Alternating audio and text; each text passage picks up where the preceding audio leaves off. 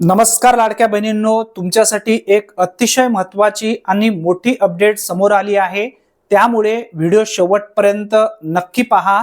लाडकी बहीण योजनेअंतर्गत मार्च आणि एप्रिल महिन्याचे असे 2 हप्ते राज्य सरकारकडून 14 मे ते 15 मे दरम्यान अनेक महिलांच्या बँक खात्यात जमा करण्यात आले आहेत।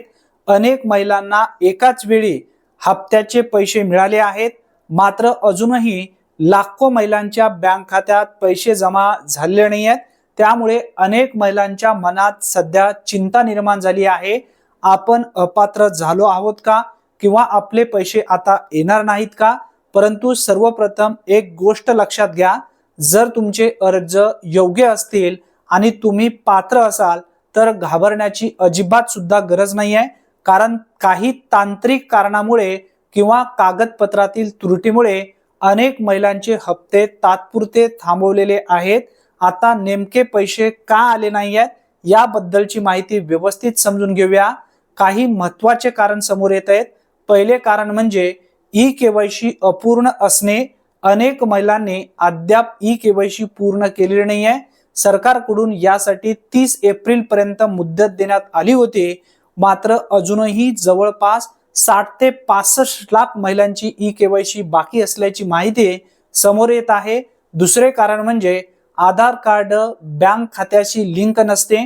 अनेक वेळा आधार लिंक नसल्यामुळे डीबीटी द्वारे पैसे खात्यात जमा होत नाहीत। तिसरे कारण म्हणजे डीबीटी सेवा बंद असणे।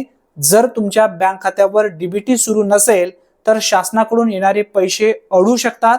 त्यानंतर चौथे कारण म्हणजे बँकेशी संबंधित तांत्रिक अडचणी, काही वेळा सर्व्हर समस्या, यामुळे खाते निष्क्रिय असणे किंवा नावामध्ये फरक असणे, यामुळेही पैसे उशिरा येतात।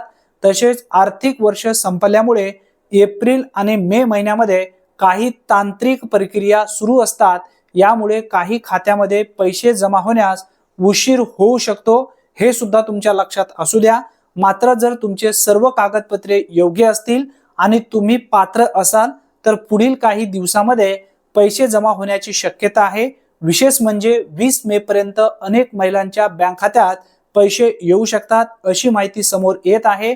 आता सर्वात महत्त्वाची गोष्ट म्हणजे ई-केवायसी सरकारकडून दरवर्षी कंपल्सरी अनिवार्य ठेवण्यात आली आहे। या वर्षी सुद्धा ई-केवायसी आता केली जाईल, ज्यामुळे जून किंवा जुलैमध्ये पुन्हा ई-केवायसी सुरू होईल।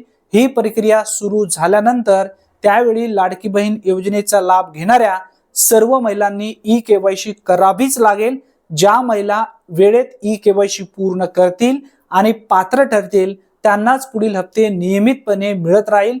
तर पात्र ठरणाऱ्या किंवा अपात्र ठरणाऱ्या महिलांना योजनेमध्ये वगळले जाऊ शकते।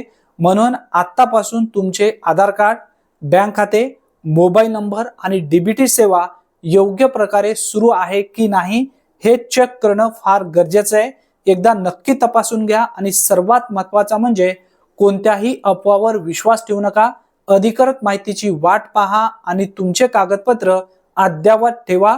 धन्यवाद। पुन्हा भेटूया नवीन व्हिडिओमध्ये नवीन माहितीसह। तोपर्यंत जय हिंद, जय महाराष्ट्र।